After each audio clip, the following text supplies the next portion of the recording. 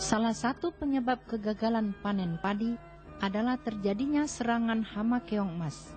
Karena hama ini tergolong hama yang paling ganas.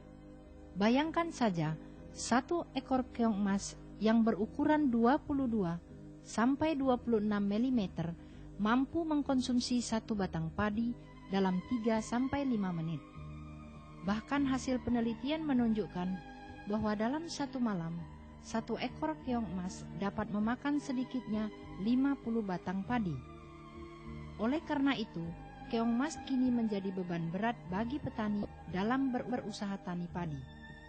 Di samping itu, pemusnahan keong emas bukan hal yang mudah, mengingat perkembangbiakan hewan ini sangat tinggi, diiringi pula oleh tingkat kematian atau mortalitas yang sangat rendah, serta daya adaptasi lingkungan yang sangat baik, sehingga memungkinkan keong emas dapat hidup selama 3 tahun lebih.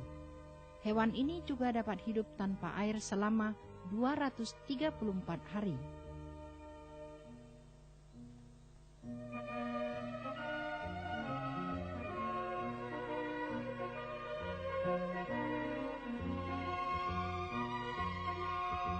Hasil pengkajian BPTP Sumatera Utara telah membuktikan bahwa keong emas yang selama ini menjadi musuh petani, kini sudah menjadi teman bagi petani. Bahkan dapat menjadi salah satu sumber tambahan pendapatan petani melalui pengolahan keong emas sebagai pakan ternak, terutama ternak ruminansia. Oleh karena itu, petani diharapkan tidak merasa putus asa dalam menghadapi masalah keong emas tersebut. Manfaatkanlah hasil pengkajian BPTP ini sebagai salah satu pemecahan masalah sekaligus meningkatkan pendapatan.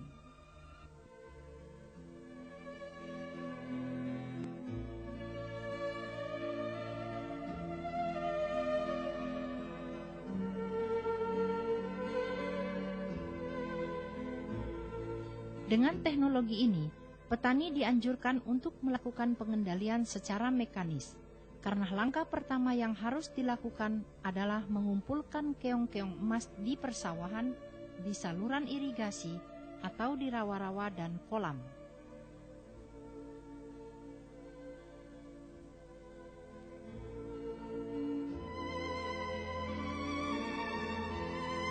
Untuk lebih memudahkan pengumpulan, petani dapat menggunakan alat tangguk sederhana yang dapat dibuat sendiri dengan ukuran panjang kali lebar kali tinggi masing-masing setengah meter. Tangguk ini kemudian diletakkan di dekat sumber air yang masuk ke persawahan atau kira-kira 1-2 meter dari sumber air. Di setiap petakan sawah digali lubang dengan ukuran masing-masing setengah meter panjang dan lebar serta kedalamannya. Di lubang inilah tangguk sebagai alat perangkap keong diletakkan.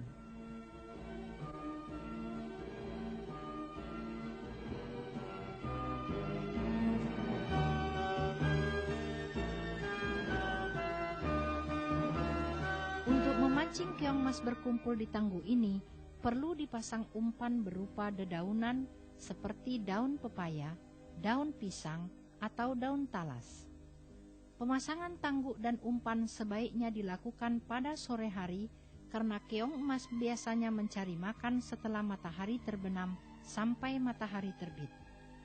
Pemasangan tangguk dan umpan juga dapat dilakukan di saluran irigasi atau parit-parit atau di tempat lain yang diperkirakan keong emas hidup. Keong emas yang telah terkumpul, terutama yang berukuran kecil, kira-kira sebesar kelereng, dapat diberikan langsung kepada ternak seperti itik. Akan tetapi yang berukuran besar dapat diolah menjadi tepung daging keong sebagai bahan pakan ternak.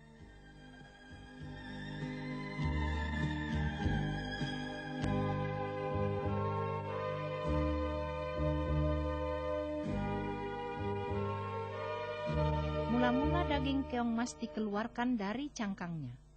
Untuk pencongkelan dapat dilakukan dengan 2 cara, yaitu melalui perebusan terlebih dahulu baru dicongkel atau langsung dicongkel dengan menggunakan alat pencongkelan khusus.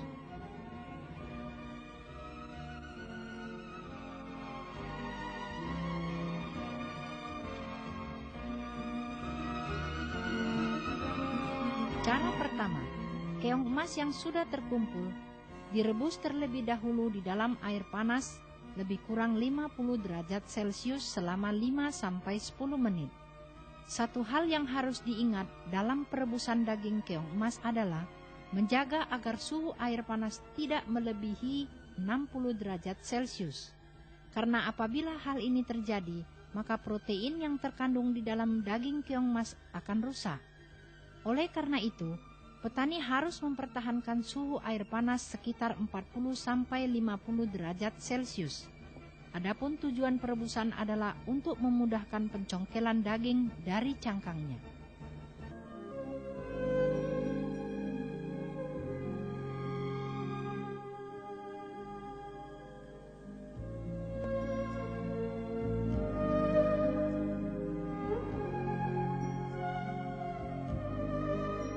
Cara kedua adalah melalui pencongkelan langsung dengan menggunakan alat khusus. Alat ini merupakan penemuan salah seorang penyuluh BPTP Sumatera Utara, yaitu Bapak Sustra Ginting.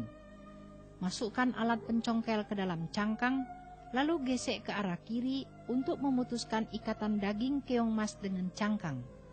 Lalu tarik keluar sambil mengkait daging ke arah pengait yang ada di ujung alat.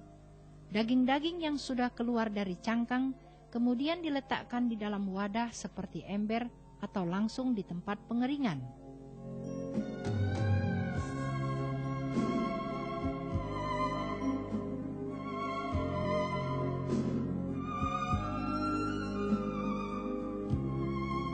Daging keong yang sudah dikeluarkan dari cangkangnya kemudian dikeringkan.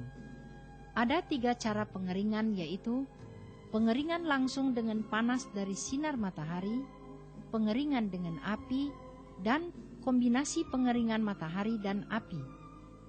Dari ketiga cara ini, pengeringan kombinasi sinar matahari dan api merupakan pilihan yang terbaik karena terbukti lebih efisien dan efektif serta mengurangi dampak lingkungan seperti terjadinya serangan lalat hijau.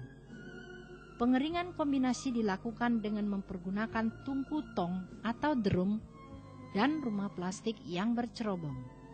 Mula-mula daging keong emas dikeringkan di tungku tong selama lebih kurang 1 jam, kemudian daging yang sudah agak kering dimasukkan ke dalam rumah plastik bercerobong selama 1-2 hari.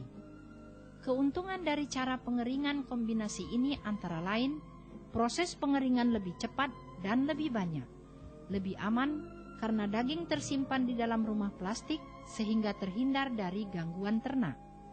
Daging keong emas yang dikeringkan dalam tungku tong terhindar dari kegosongan karena besar kecilnya api dapat dikendalikan.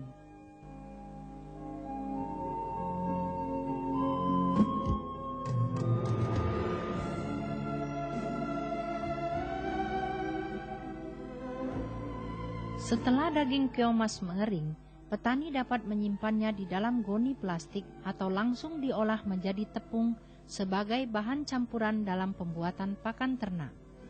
Pembuatan tepung sebaiknya dilakukan dengan menggunakan mesin penggiling tepung atau sejenis mesin penggiling kopi.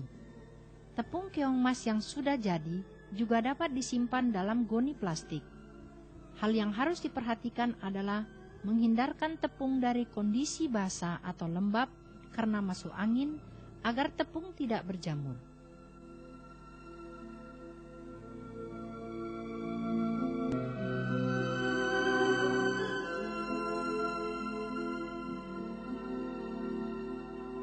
Selain daging keong emas, ternyata cangkang keong emas juga dapat dimanfaatkan sebagai bahan pakan ternak. Cangkang keong emas banyak mengandung kalsium yang sangat dibutuhkan oleh ternak, terutama ternak petelur. Cangkang-cangkang keong yang sudah terkumpul kemudian dibakar di atas tungku selama lebih kurang 2 jam. Kemudian cangkang ini akan menjadi rapuh dan berwarna keputih-putihan. Arang cangkang ini kemudian diremas atau digiling ataupun ditumbuk sehingga menjadi tepung cangkang.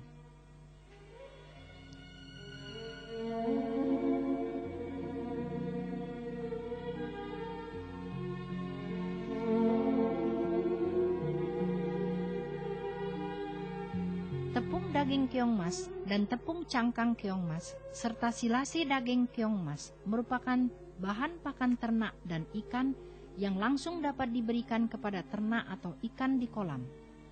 Dari daging keong mas dapat menjadi bahan pakan yang mengandung protein yang sangat tinggi, sedangkan dari cangkang keong mas dapat menjadi sumber mineral yaitu kalsium.